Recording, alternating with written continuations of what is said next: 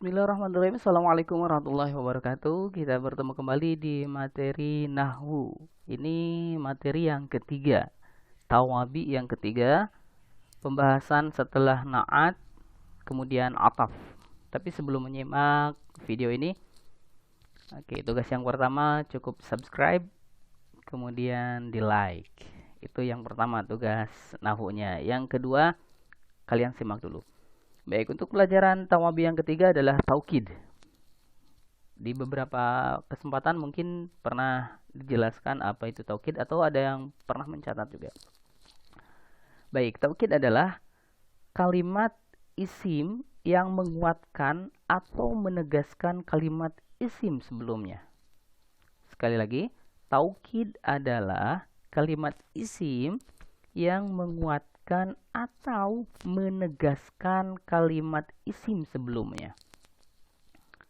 Jadi ada satu kalimat dikuatkan oleh kalimat setelahnya, nah itu disebutnya taukid. Oke. Ada dua taukid itu pembagiannya. Pertama, taukid lafzi. Ada yang disebut juga taukid maknawi.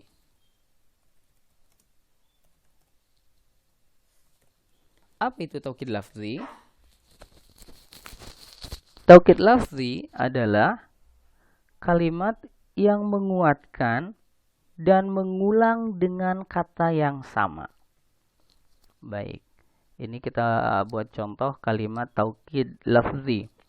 Taukid lafzi ini kalimatnya dengan kalimat yang sama.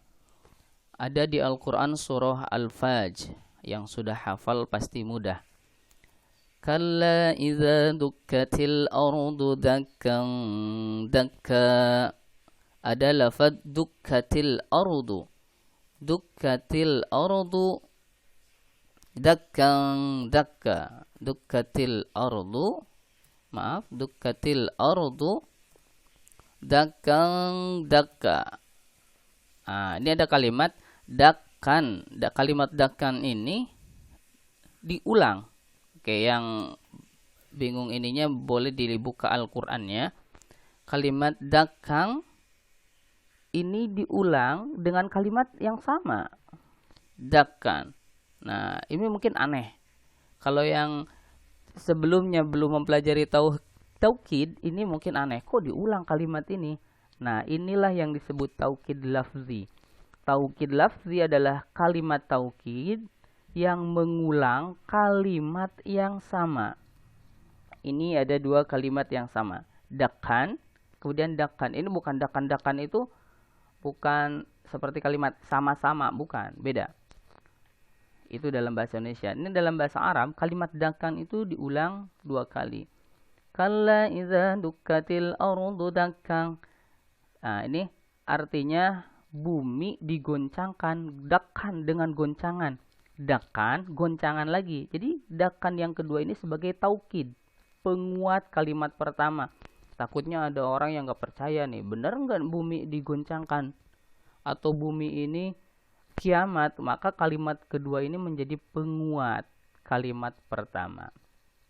Ada di ayat yang lain, wa jaa rabbuka wal malaku saffan saffa saffan saffa saffan saffan. Nah, itu kalimatnya diulang. Itu taukid lafzi. Yang kedua, ada yang disebut taukid maknawi.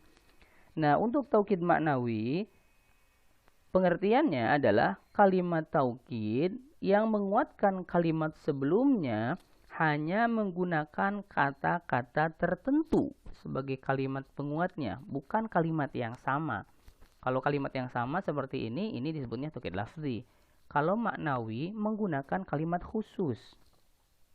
Contoh, lafad nafsun. Lafad nafsun ini salah satu kalimat taukid yang digunakan pada taukid maknawi. Nafsun. Atau lafad ainun. Nafsun itu sendiri artinya, dan ainun pun artinya sendiri. Dirinya sendiri maksudnya. Ainun dan nafsun. Kalau kita buat contoh dalam kalimat, Misalkan jaa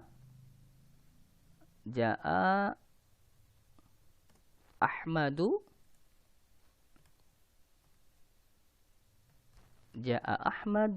nafsuhu. Oh maaf. Nafsuhu. Jaa Ahmadu nafsuhu. Artinya jaa ini telah datang.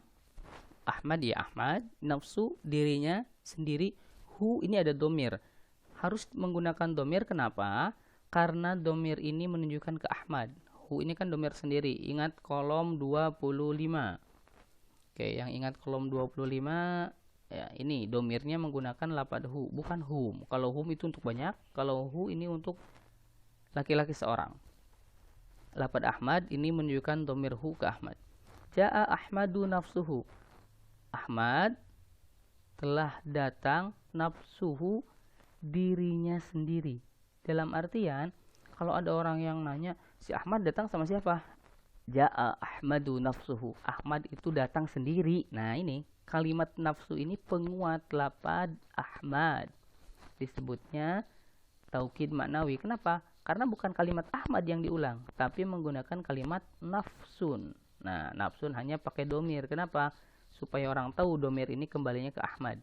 Jaa Ahmadu nafsuhu. Kalau ainun itu bagaimana? Sama, tinggal menggunakan lafaz ainun. Kita perkecil dulu.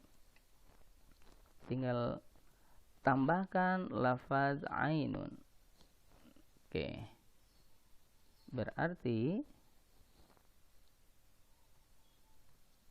jaa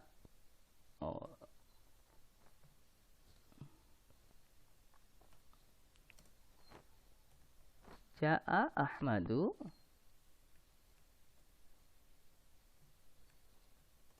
ainuhu. Nah, seperti ini. Jaa Ahmadu ainuhu. Ahmad datang sendiri.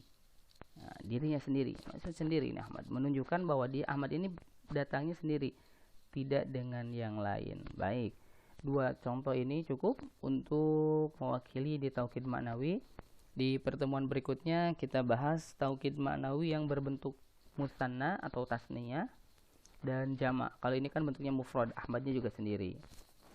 Baik, cukup itu penjelasan taukid kali ini. Ingat tugas yang pertama tadi subscribe dan like. Tugas yang kedua, kalian tulis apa yang kalian simak dari penjelasan taukid ini. Kalian tulis di dalam kertas 1 lembar. Kemudian hasilnya kalian fotokan. Langsung kirim ke nomor Abi. Terima kasih. Assalamualaikum warahmatullahi wabarakatuh.